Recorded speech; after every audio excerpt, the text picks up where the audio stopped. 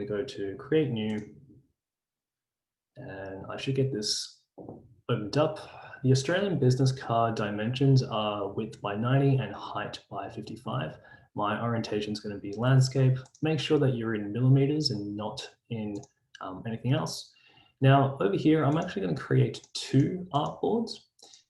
Reason being is sometimes the websites for business cards ask for a front and a back. The bleed mark, you should have a 3mm bleed, and simply that just means it's kind of like the image beyond the actual trim, so it just gives you a bit of a safety margin when they actually cut. Color mode, raster effects, leave it as what it is, or you can copy me, and then all you have to do is just click create.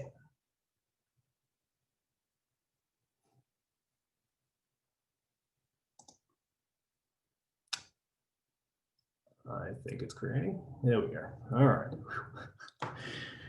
For a minute that I thought was like, oh, alrighty. So we've got 2 blank pages at the moment. Now, just a couple of shortcut keys to kind of make things a little bit more easier to navigate.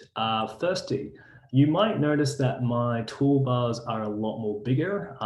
If you want that large size, all you have to do is go into Edit, go to Preferences, then go down to User Interface, and then you should be able to go to User Interface, and the scaling for the UI, you can make it as large or small as you want it.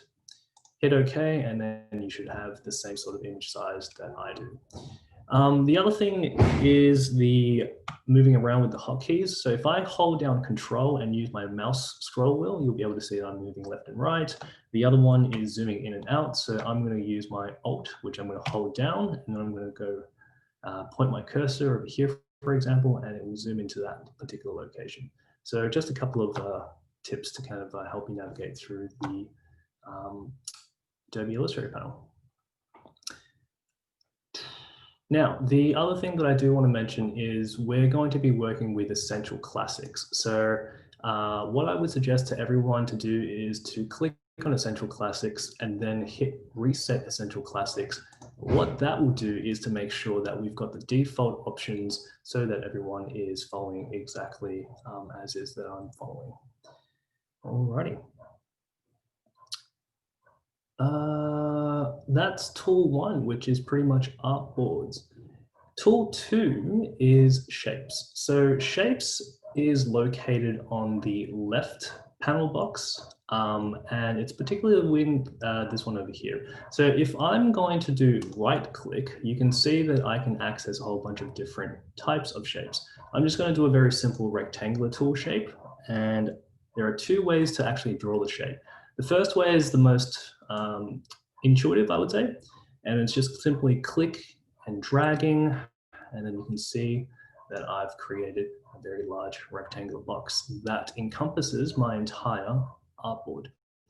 Now, if I want to actually move this around, your intuition says that, oh, okay, I'm just going to click and then move, but again, you will create a rectangular tool. What you'll need to do is to actually hit the V button to access the hotkey for select. That will allow you to then click on an image or an object and allow you to move it. So just a handy tip to kind of do that. So the first thing that I mentioned was rectangular tool in terms of making shapes was click and drag. There are a few tips that you can also do. If I click and drag, but then I click the shift key, you will notice that the rectangular is constrained and that I'm actually making a perfect square. The other trick, that you can do is if you hold down the Alt key and then you click and drag, you will see that I'm actually making a rectangle from the very middle. You can be a little bit more fancy and hold down the Alt and the Shift key together to make a square coming in from the middle. The final fancy thing that you could do is as you are clicking and dragging and you've noticed that you wanted this box on the right, you can hold down the space key and then you can move that, and then you can unhold the space and then continue clicking, dragging, whatever it is that you want to do. The second way of drawing a shape is to just simply left click on the board And then you can see that you can actually punch in specific numbers that you might have in mind. The only thing that you do need to know is that this thing over here is the constraint height and proportions. So if I go ahead, and I might just delete all that.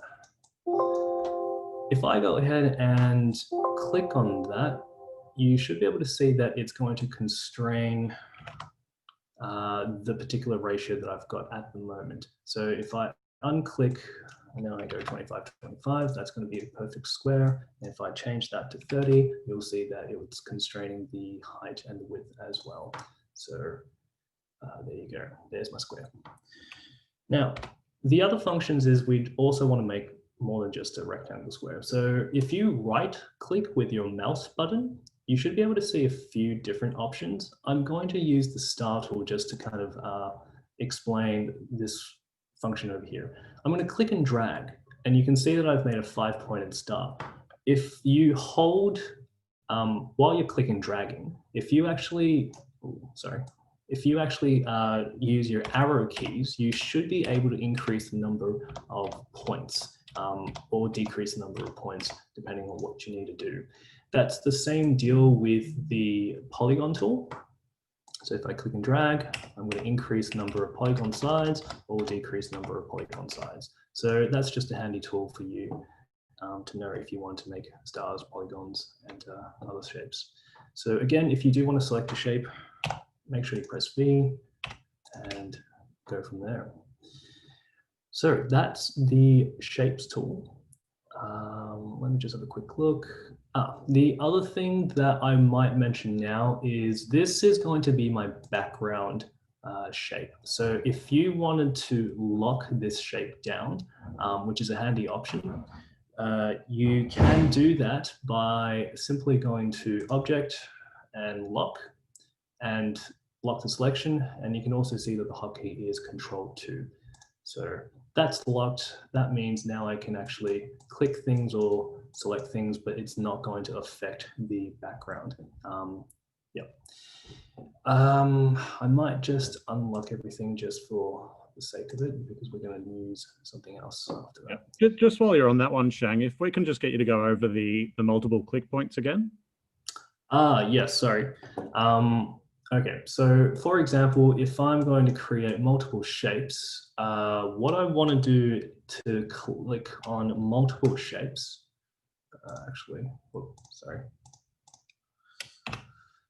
is I can hold down the Shift button and then just click on the shapes that I want, and you can see that that's multiply selected. The other easy way to do it is to just simply drag and select, but make sure that you're on the select tool. So that's the hotkey for V. Thanks, Colin.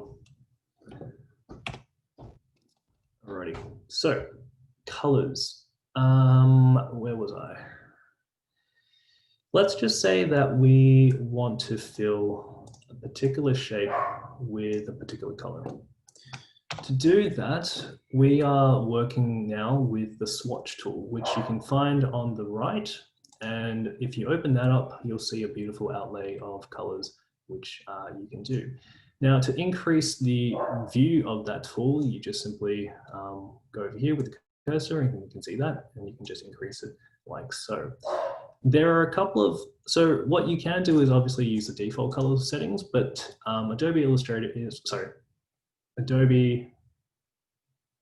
is Illustrator, too many Adobe products, is quite powerful, and there are different ways to get different colors. If you go down here with the Swatch library, you will notice that they are a whole bunch of themes for particular colors. So if you're after, for example, skin color, skin tones, you can see that they've already arranged a whole bunch of different skin tones for you ready to go. And if you want that particular skin tone range, you can just click on the folder and you'll see that it's added to your Swatch panel. The other option that you can do is called the color themes. Now, color themes is, for me personally, is quite useful if I'm trying to find a set or theme of colors that aren't in the library that I want to sort of expand. So I'm not going to worry about the create, but what I will show you is the explore.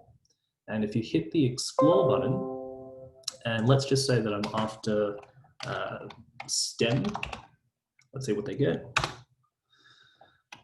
You can see that we get a whole bunch of different colors already preset that people have made that sort of is associated with the stem theme. So I can go ahead and then click on those three dots, add to swatches, and you can see that the whole new folder is created down here in your swatch panel, ready for you to use.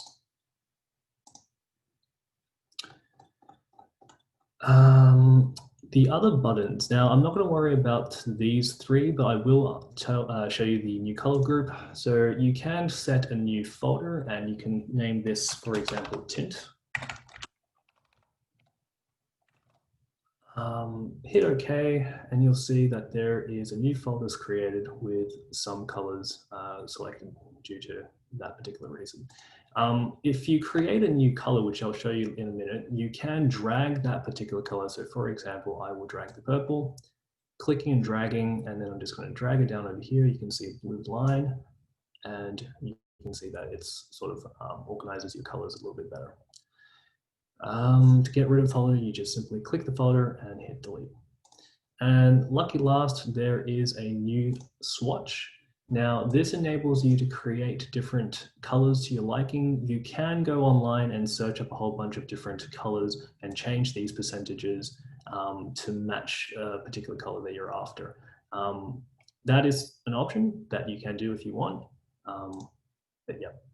This actually brings me to my next point, which is tints. Now, tints is simply just a lighter color version of a particular color, but you can't create tints from default as, well, sorry, you can, but it just requires a little bit of filling around. So for example, if I wanted this green, but I wanted a lighter shade of this particular green, what I can do is click on that green, go into, hold on, go into new swatch, click OK, and you'll notice that there is now the exact same shade of green, just with a white border next to that particular green. I'm just going to drag this down into my tint folder, just to make things a little bit more clear. I'm going to select that green, go back to this palette color option, and you will see that there is, at the moment, no tints. Hit 3 crossbars to show the options, and then you should be able to see a tint bar. Now, this enables you to make things a little bit lighter, as you can see from my color, that it is a lighter color now. Once you're happy with that particular color, you can just go in here, go to create new swatch, and that should appear over here as your new lighter color green. So that's a really good way to kind of like differentiate your different colors with just using one color. The other thing that I might mention that I forgot to mention is strokes, is the thickness of your path outline, and opacity is how transparent you want your shape to be. So that is different to the tint, which is what I just showed you.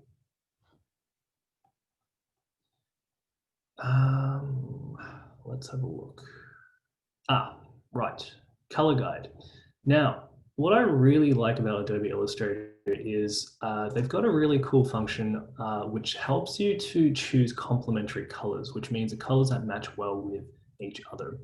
To do that, what you'll want to do is click on the color that you want, go over here to color guide, and you can see that if you drop down over here, Adobe has already figured out all the different colors that should match with this particular color quite well. So I'm just going to click on to complementary 2. And you will notice that all the different option colors are up here. I've got 6, and that's represented by, I'll just expand that. That's represented by 6 colors down here. So 1, 2, 3, 4, 5, 6. This is a different tint of these colors, and these are different shades. If I want to have a different option to that, I can go down here with the three bars, go down to show warm and cool, and that sort of changes the different tones with these initial 6 colors that you can see over here. If I actually wanted, now I might just, oh, sorry, I might just go back to tints and shades. If I wanted to have more steps to reaching the final difference, what I can do is go into here, the 3 bars again, go to, go to color guide options, and then I can increase the number of steps. And you'll notice that there's actually a more gradual change towards the maximum final tint, which is sort of white in this case. So that's how you can do that. Now, if I wanted to play around with these colors, what I'm going to do is to click on that color, and then I'm going to hold down the control button, and then I'm going to continue clicking with a whole bunch of different colors I want to try out. And then I'm going to go down over here, which is sending the color groups that I've just collected into my swatch panel.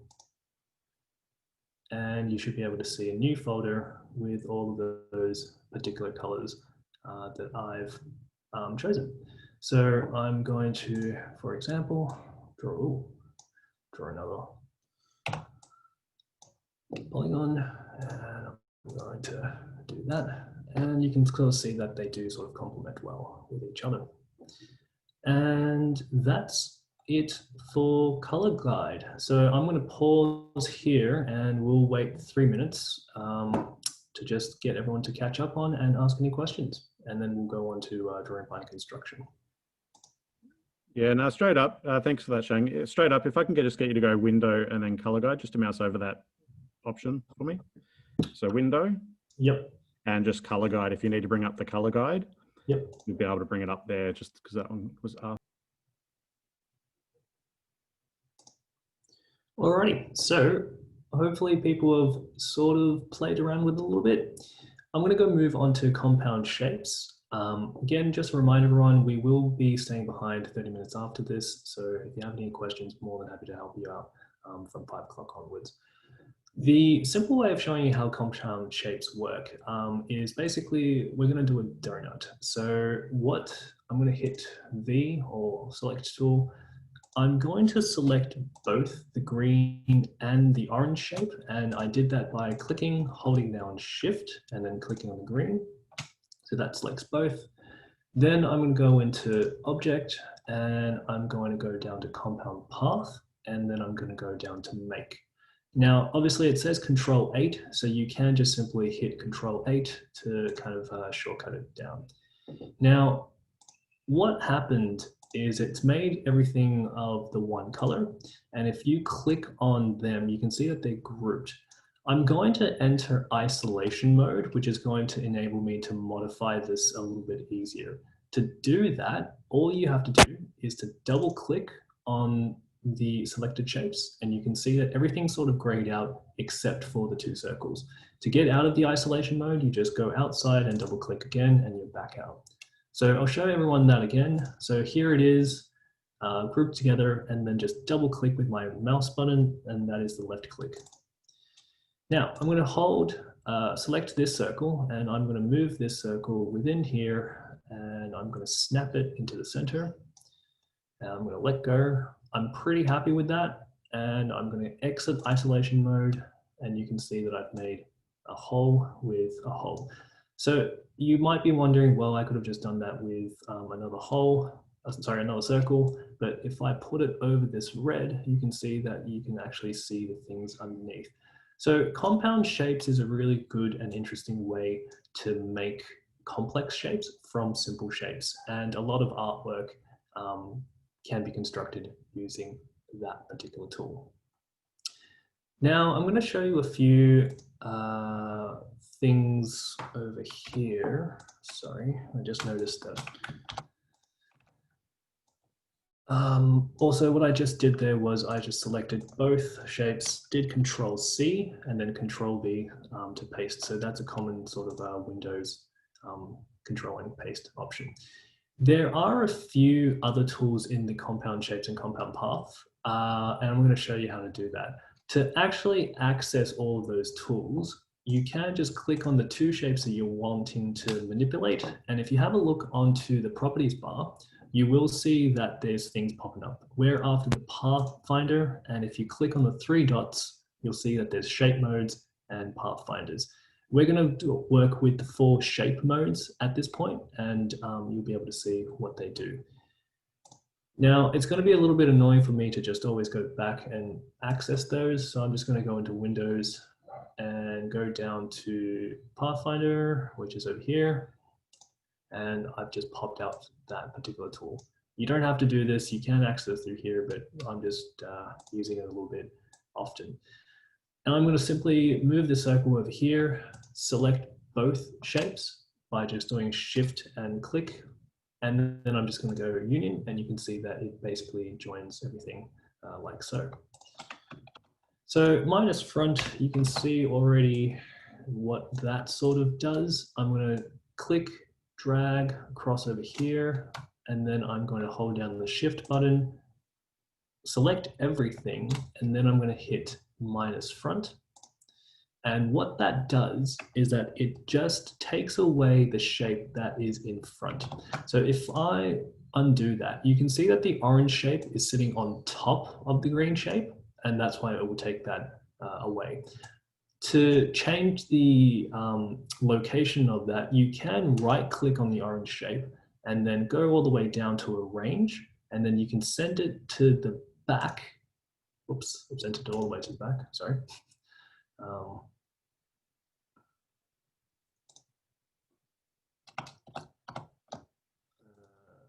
Hold on.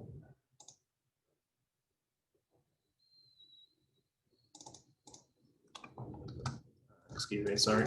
I've just got a background color to that, so that's why it's sending to the back. But basically, I'm going to actually move that to the front. And you can see that that's how we arrange the two things like so. So minus front. Intersect is what it indicates. It will just keep the intersection. So again, moving it closer together, selecting both of them, and then I'm just going to keep the intersected bit. And exclude, as this icon indicates, will exclude everything. We'll exclude everything, but we'll just get rid of the intersection and just leave the excluded parts. So a couple of new tools. The cool thing about Alt and hitting these is works really well in isolation mode. So I'm going to show you the exact same thing, but now with just the Alt button. What that means is,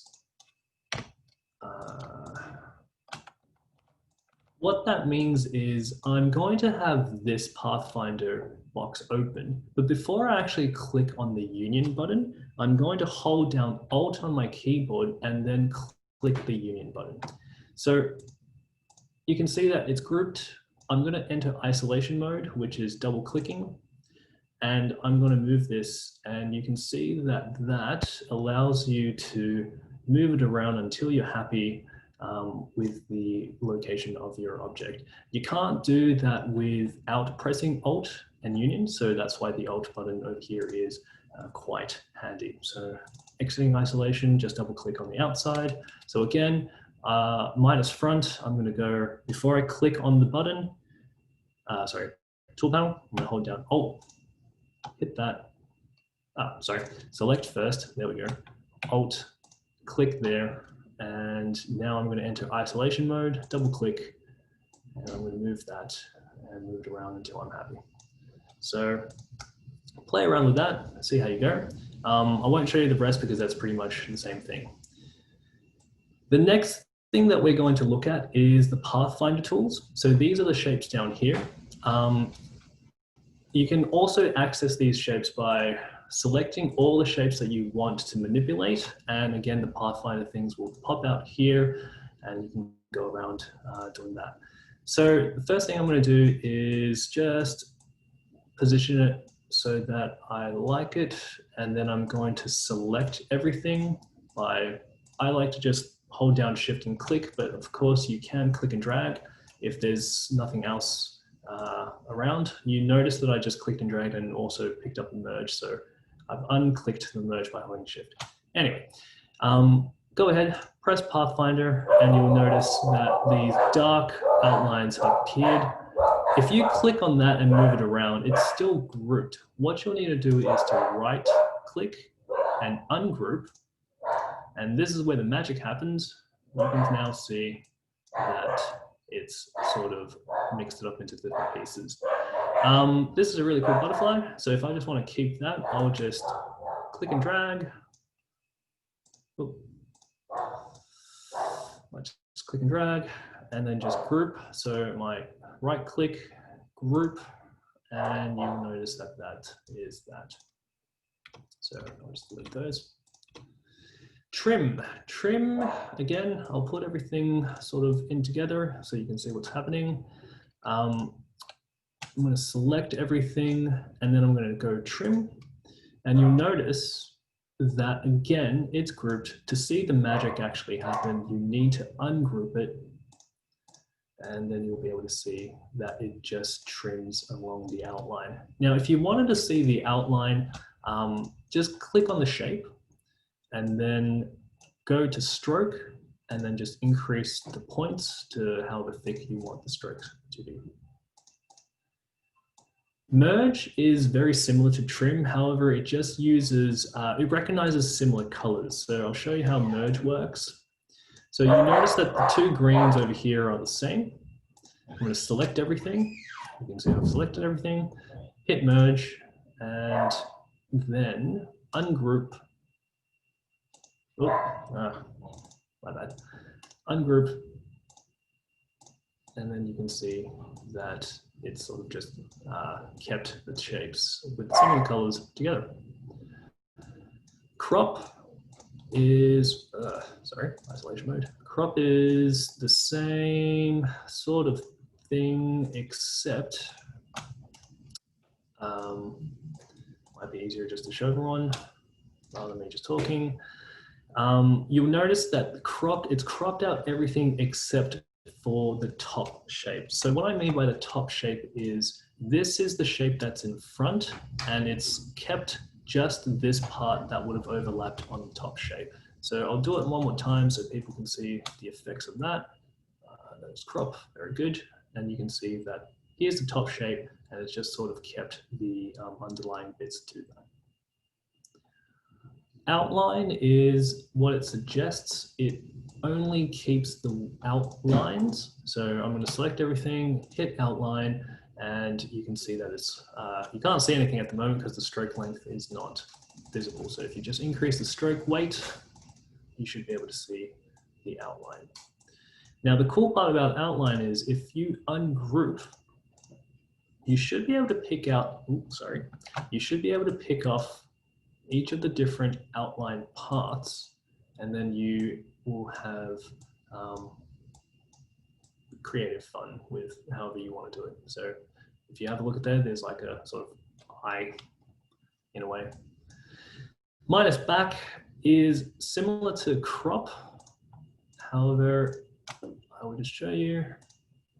We're just kind of cropping out the background and just keeping the on top layer. Now, again, if you're missing anything, it is all in the Illustrator document that I've given you. So you can refer back to that if you need to. Shape Builder is really, really useful. So here I've got a whole bunch of circles collected, and what I'm going to do is select all of these circles. And you can see that I've constructed this by just having a rectangle and just a whole bunch of circles around. The Shape Builder tool is down to your left, and you'll be able to see these two circles. Click on the Shape Builder tool. And then what I want you to try out is you can see that there's gray areas. Click and drag like a pen across a whole bunch of different shapes. And you'll notice that the outlines are gone and that they've started merging the two shapes or multiple shapes together. So I'm just going to go ahead and do that, and then you'll be able to see that I've created a cloud or a speech bubble, however you like it.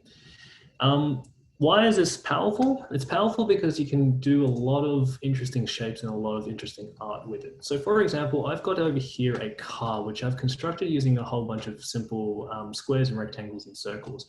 I'm going to select my entire car, and then I'm going to hit the shape builder tool. And then I'm going to start overlapping a few things just to get rid of some of the outlines to create a mixture of interesting shapes. And you can see that, oh, sort of gone with that, done that.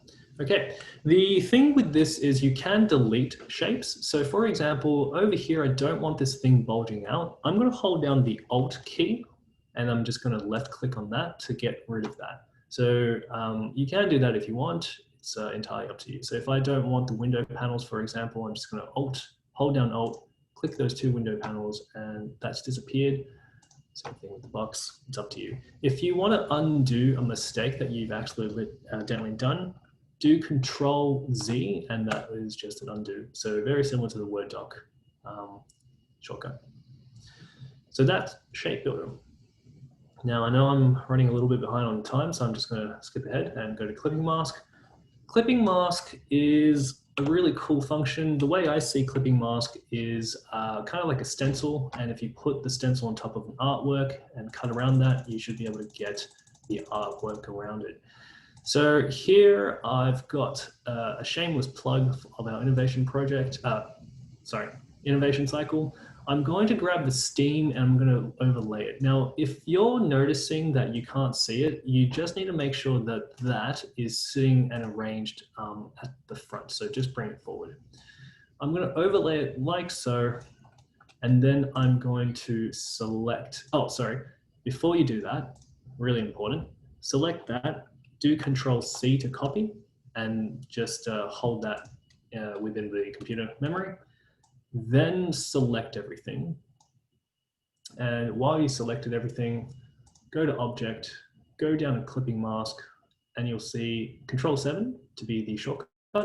Go Make, and you'll be able to see that the beautiful artwork.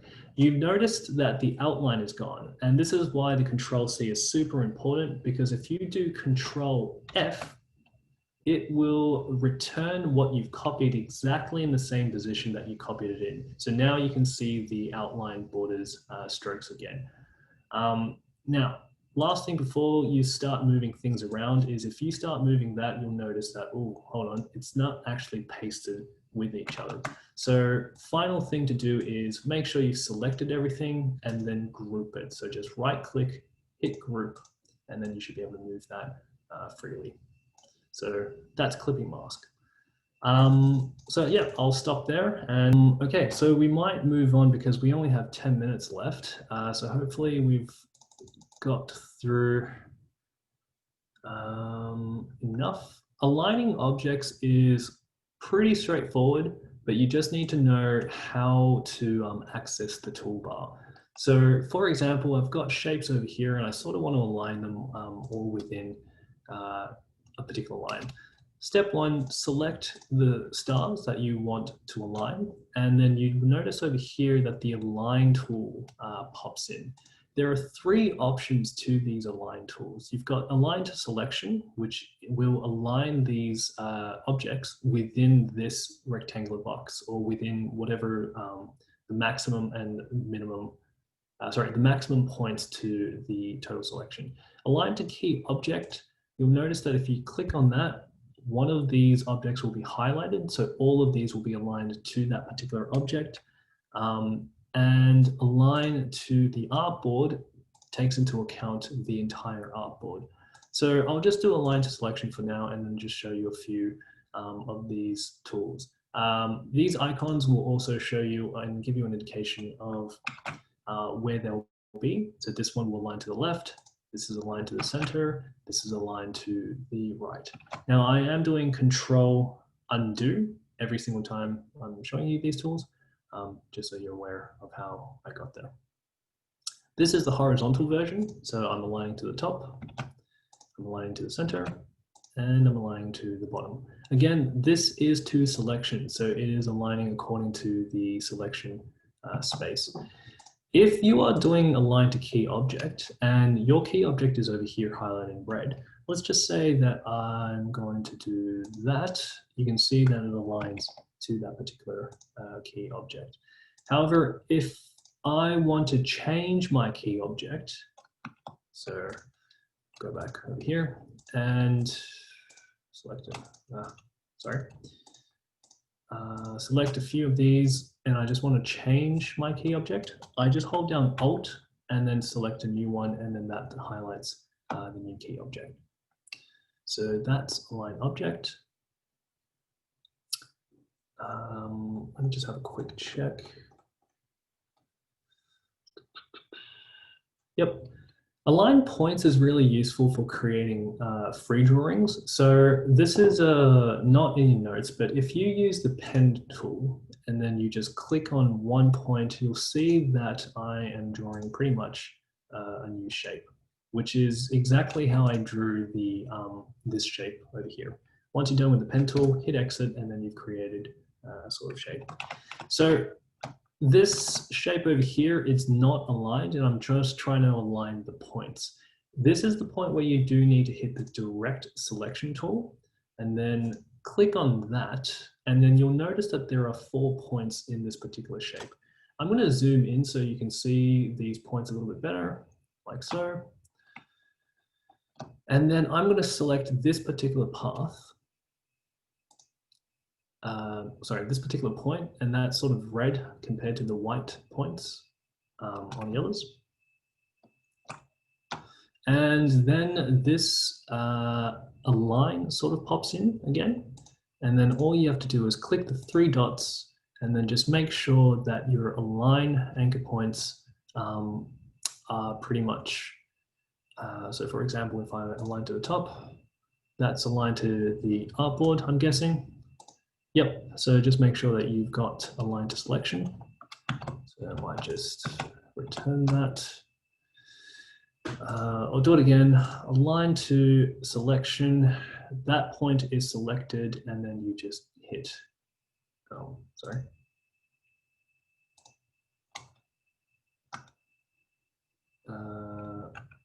apologies, I might have collected something along the way.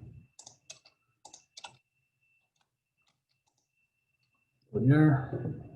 Let's try that one more time. Align to selection. Align to,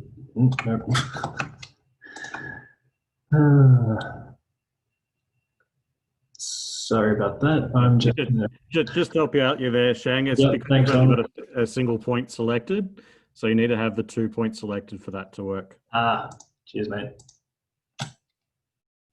All right, there we go. Okay, there we go. Thanks, Colin. So yeah, you can do a few things with that, and if you play around with it in your own time, because we've only got 7 minutes, just have a go. Again, this is all in the Word document, so I'll go through the other parts and the other alignments if I've got time.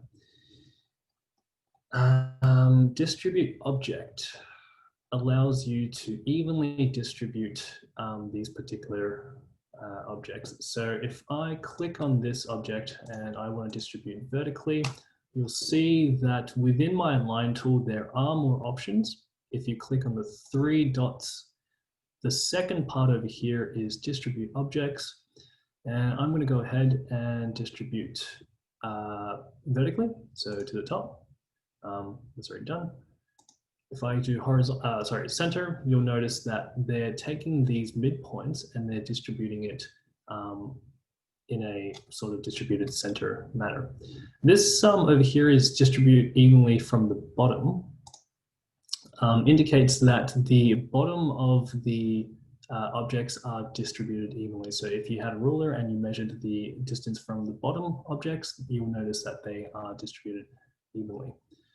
The same thing will apply with the horizontal versions, and I've done these very large and very small boxes just to make a point. So again, if you go here and distribute, you'll notice that they don't seem to be distributing evenly, but they technically are if you understand that they are measuring from the end or the middle point of the objects.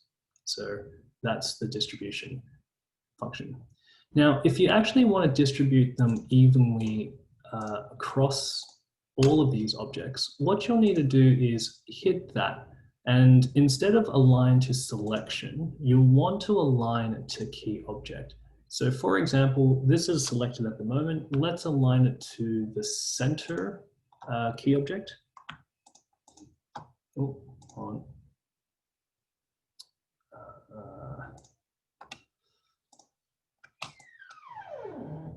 Might just retry that.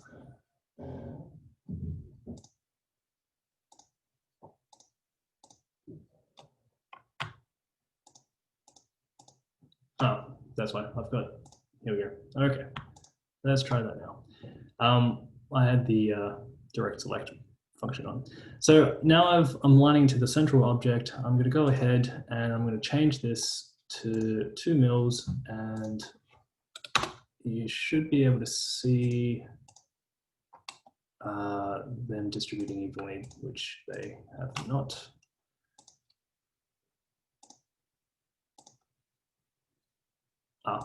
There we go, because I haven't defined if I wanted to horizontal or vertically distribute them evenly. So go ahead and change that, and you'll be able to notice that they do now distribute evenly across the gaps.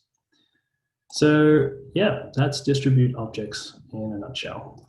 The last thing I want to cover is strokes. And you can see that I've got different strokes created here. I'm just going to show you real quick. I'm going to use the line segment tool, drawing a straight line. This is 1 stroke.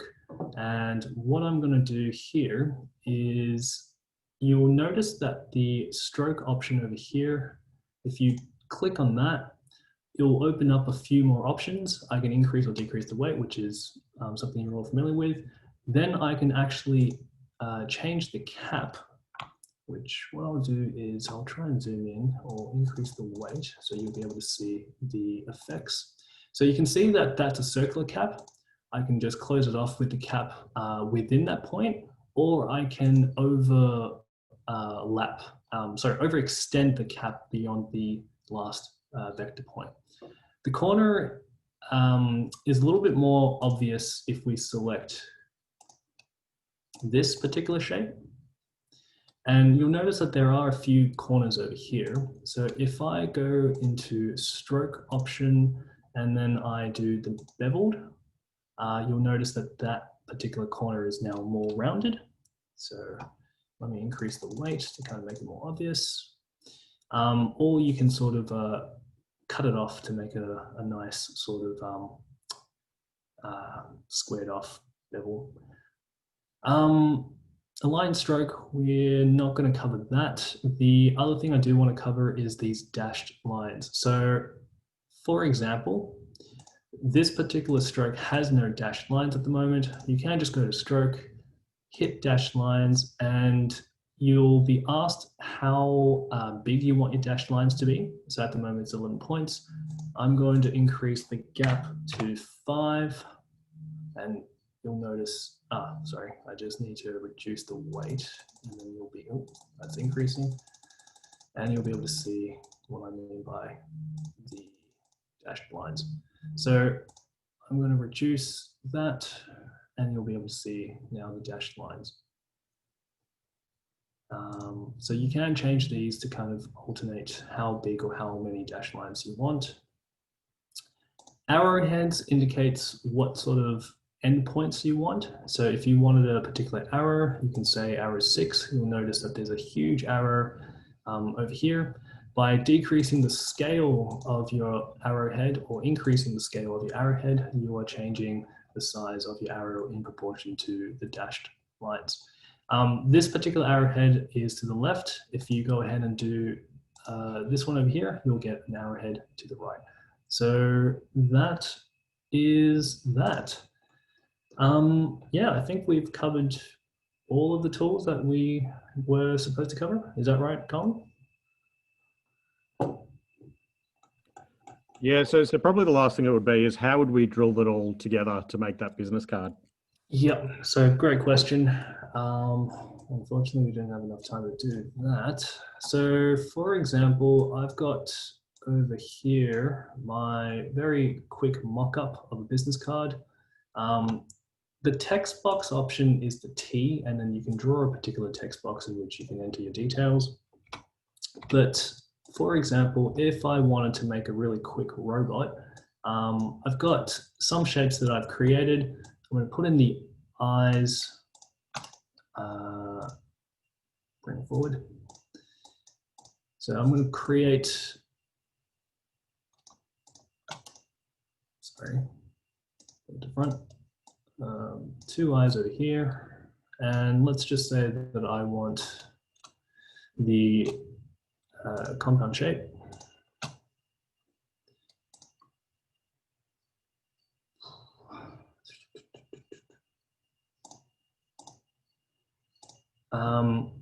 Yeah, so I can pretty much start making an object in which you had in mind. Now, I'm pretty sure, Colin, this is not what you had in mind for me to explain, but this is sort of the best thing that I can do at this point.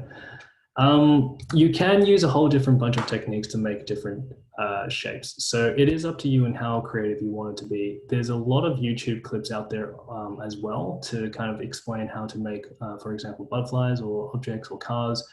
So you can go on there to have a quick look. Yes, I hope that sort of helps people out with their particular inquiries.